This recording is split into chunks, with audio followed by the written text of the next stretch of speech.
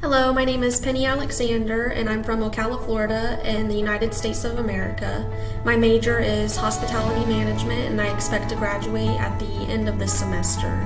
And even though I'm getting a degree in hospitality management, recently I decided to switch careers, and I'm currently working for the Florida Senate as a legislative aide.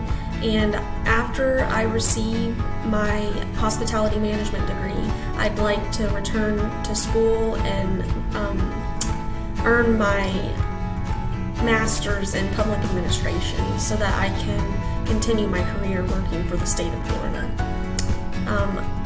Some things that I like to do in my free time is spend time with my husband and family, and I also like to take care of my plants.